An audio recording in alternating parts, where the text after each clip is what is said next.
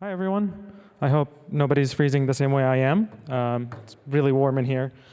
Where do I give the cue? Okay. I'm ready to get started. My name is Faisal, for those who speak Arabic.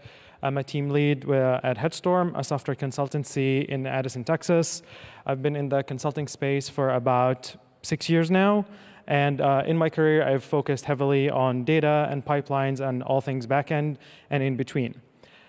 Today, I'm talking to you about DORA metrics, the DevOps research and assessment metrics, for 3 main reasons. Number 1 is I love quantitative measures. I've worked with clients that have silos and bottlenecks, which I like to call the dark side. And I like also helping businesses get better and improve their business goals.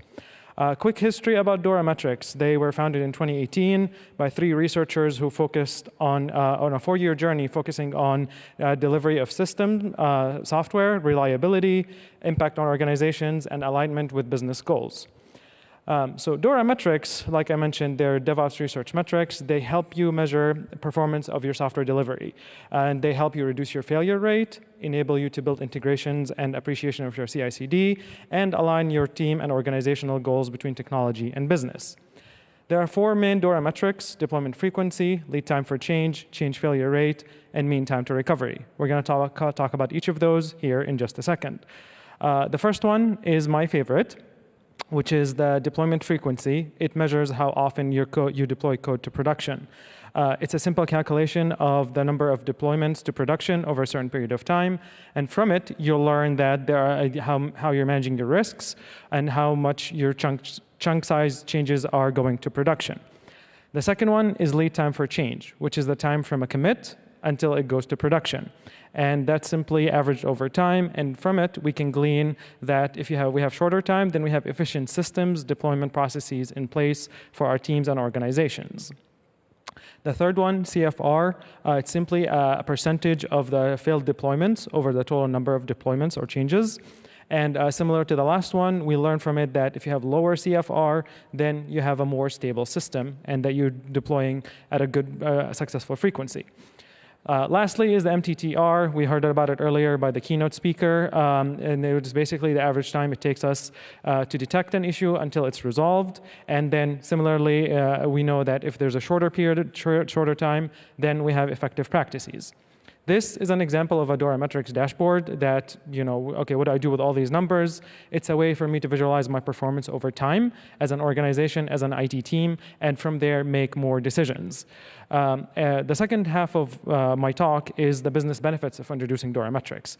So number 1 is increased productivity. So as a team, you will highlight your inefficiencies and know where to bridge your gaps and what to focus on in your life cycle as a software development team and as an organization.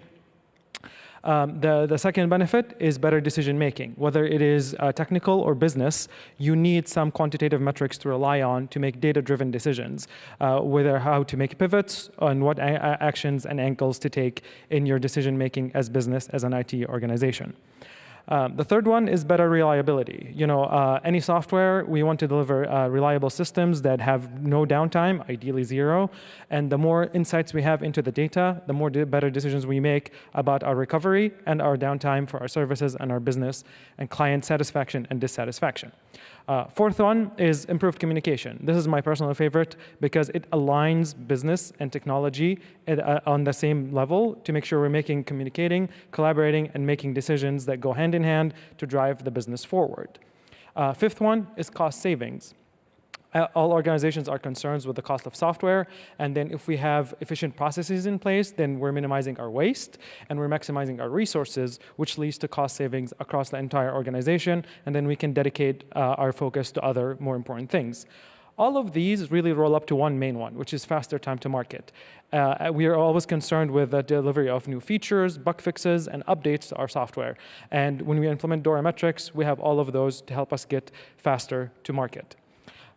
Briefly, to talk about some of the tools, I've implemented DORA metrics with Jenkins, GitHub, Splunk, CloudBees, and some of PagerDuty. But I know some of the main players in the market, like Datadog and GitLab, also have offerings to support DORA metrics. So in conclusion, there are 4 main things I want to cover.